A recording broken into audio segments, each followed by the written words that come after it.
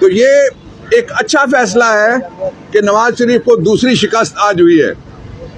नवाज शरीफ बहुत जल्द एक नई मुहिम चलाने वाले हैं और वो नई मुहिम जिस तरह से PDM 2 का सीजन 2 चलने वाला है, मुझे क्यों बुलाया, मुझे क्यों निकाला। पहले हजारा के अवाम ने 25,000 वोटों से शिकस्त दी है, जो पाकिस्तान में इससे पहले किसी वजीर आजम को इतने वोटों से साबिक वजीर आजम को शिकस्त नहीं हुई।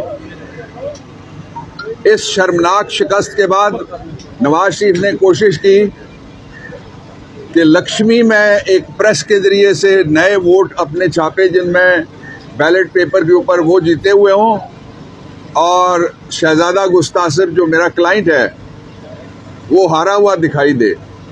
वो हमने यहाँ कई समातें हुई, आपको मालूम है, और आज इलेक्शन कमीशन ने ये फैसला किया है कि नवाज शरीफ की ये दरख्वास्त कि NA-15 मानसेरा में दोबारा इलेक्शन कराया जाए वो मुस्तरद कर दी गई।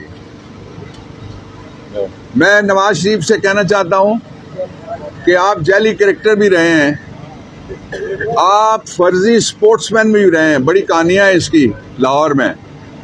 मैं आपको आज से सही स्पोर्ट्समैन मानूंगा। अपनी शिकस्त को आप तस्लीम कर लें। आपको मैदान में शिकस्त हुई, आपको कमीशन में शिकस्त हुई, जहां भी जाएंगे आपको शिकस्त होगी।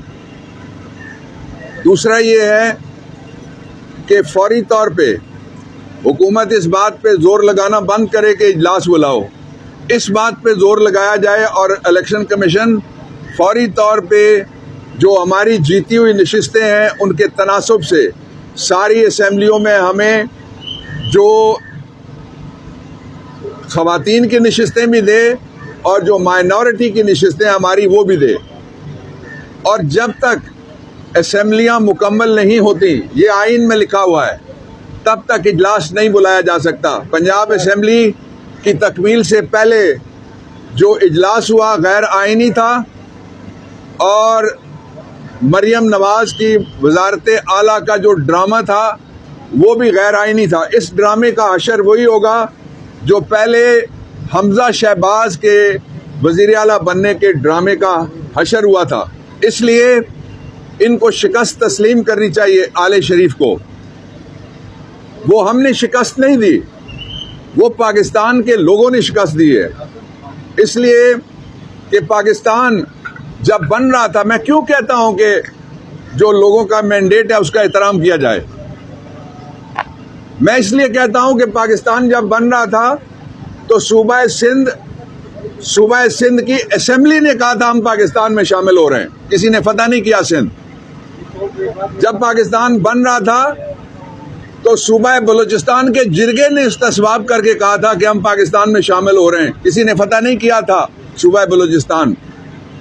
और जब पाकिस्तान बन रहा था तो मौजूदा जो जोग्राफिया है हमारा, कायद-ए-आज़म के पाकिस्तान वाला जो बदकिस्मती से नहीं रहा, हमने नताइज नहीं माने, लेकिन मौजूदा जोग्राफिया का जो तीसरा यूनिट है NWFP, उस वक्त जो सन 1900 में गोरों ने बनाया था सूबा, उसके अंदर रेफरेंडम हुआ। रेफरेंडम में एक तरफ महात्मा गांधी और दूसरी तरफ कायद-ए-आज़म थे। कायद-ए-आज़म ने रेफरेंडम जीता और सूबा सरहद के उस वक्त और आज KP के लोगों ने ये फैसला किया कि वो पाकिस्तान में शामिल होंगे। जो सर रेडक्लिफ ने ड्यूरिंग लाइन बनाई थी उसमें सिर्फ चढ़दा पंजाब, ये हमारे वाला पंजाब जो है, ये पाकिस्तान में शामिल हुआ था। इसलिए कि इस पाकिस्तान के क़याम में लोगों की राय शामिल थी। 3 मैंने आपको बता दिए पाकिस्तान के यूनिट, और खून की नदियां बह गई थी पंजाब के अंदर। ये चौथा था, लोगों ने वहाँ भी एक तरह से रेफरेंडम ही किया था। इसलिए जो इस्तेसवाब और इंतखाब हुआ है, अब उस इंतखाब को तस्लीम किया जाए और ये जोर मत लगाया जाए कि कोई जैली हुकूमत पाकिस्तान के लोगों के ऊपर मुसल्लत की जा सकती है। जैली हुकूमत नहीं चलेगी, पाकिस्तान के लोग जैली हुकूमत नहीं चलने देंगे। जिस तरह से 9 फरवरी का इलेक्शन हम नहीं मानते, हम 8 फरवरी का इलेक्शन मानते। मैंने इलेक्शन कमीशन को भी कहा, मैंने कहा आपको ख्याल करना चाहिए, आप अपना दिया हुआ जो रिजल्ट है 8 फरवरी का रात 12 बजे तक जो आता रहा है उस पर खड़े रहें। आप मत किसी से मुतासर हों।